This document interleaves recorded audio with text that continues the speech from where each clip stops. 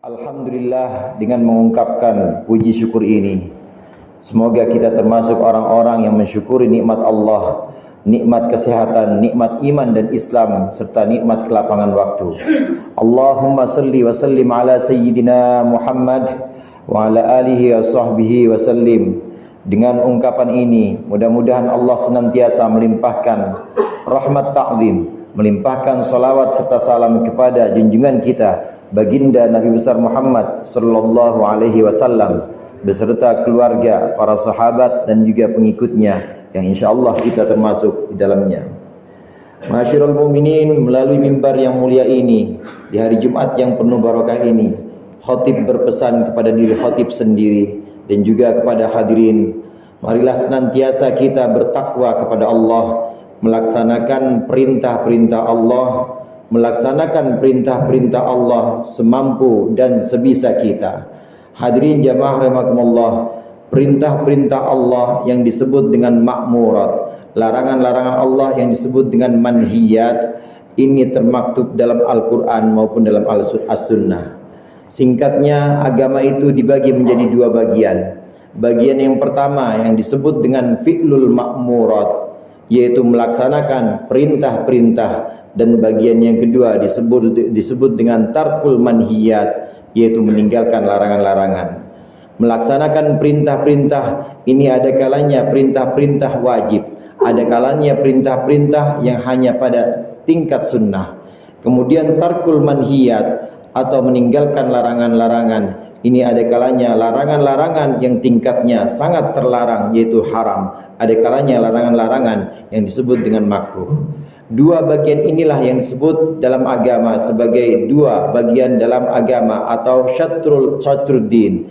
Dua bagian agama ini, diantara keduanya ada sesuatu yang disebut dengan mubah, ada sesuatu yang diperbolehkan oleh agama, di mana agama tidak melarang, agama juga tidak menganjurkannya. Hadirin jamaah rahimakumullah, ini adalah dalam segi ibadah. Ibadah kita kenal, ada ibadah yang sifatnya fardu, ada ibadah yang sifatnya wajib, ada ibadah yang sifatnya sunnah. Demikian juga larangan-larangan, ada larangan-larangan yang sifatnya itu haram, ada larangan yang sifatnya makruh. Ini kesemuanya ini ada dalam satu yang disebut dengan dalam suatu yang disebut dengan fi'lul ma'murat dan tarkul manhiyat, dalam satu pelaksanaan yang disebut dengan ibadah. Kita perlu bedakan antara ibadah dengan ubudiyah.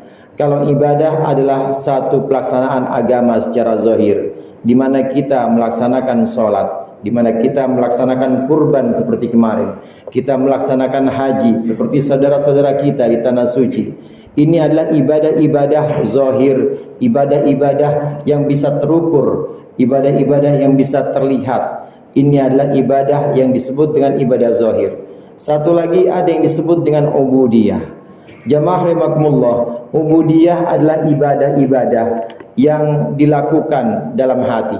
Ubudiyah adalah ibadah-ibadah yang hanya terukur oleh Allah dan juga oleh kita yang melaksanakannya.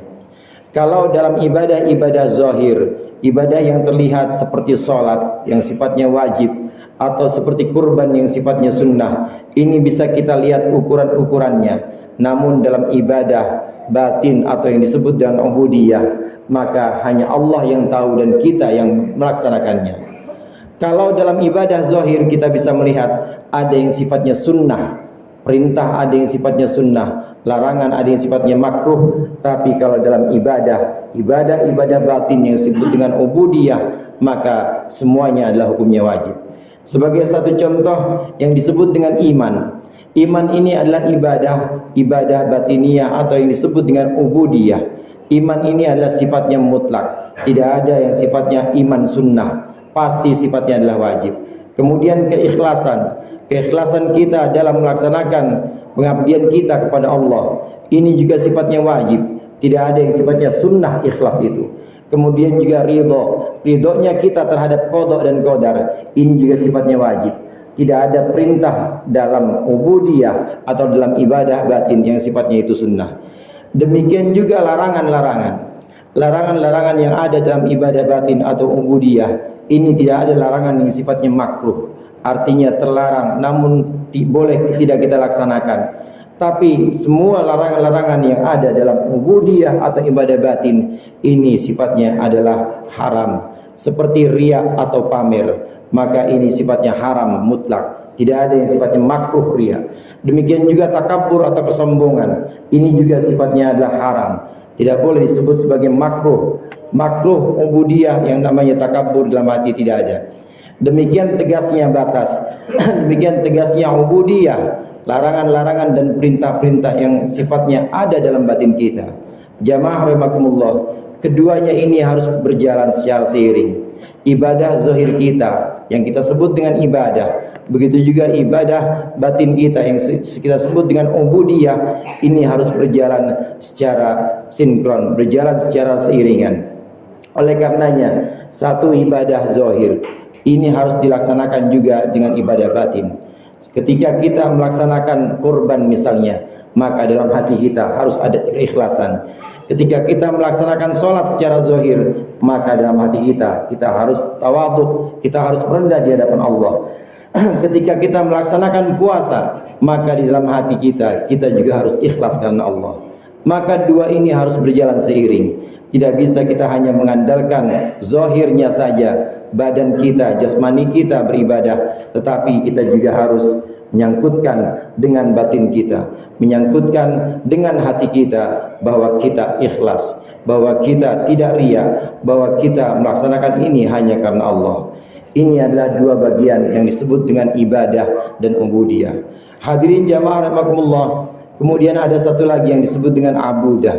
Abudah ini adalah satu kesaksian di mana seorang yang sudah melaksanakan ibadah, orang yang sekaligus juga melaksanakan ubudiyah, maka dia akan senantiasa merasa bahwa dia sudah diawasi terus oleh Allah. Ubudah adalah satu konsekuensi. Ubudah adalah satu akibat atau satu hasil, di mana saat kita sudah melaksanakan ibadah sholat secara zahir misalnya, dan juga kita sudah melaksanakan hati kita dengan ketawaduan, dengan keikhlasan, maka kita akan memperoleh abudah. Kita akan memperoleh satu kondisi di mana kita senantiasa merasa selalu diawasi oleh Allah.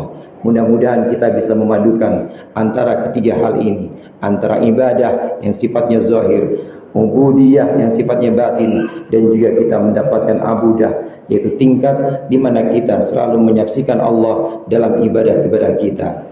A'udzubillahi minasyaitonirrajim. Bismillahirrahmanirrahim. Fattaqullaha mastata'tum wasma'u wa ati'u wa anfiqu khairan li anfusikum.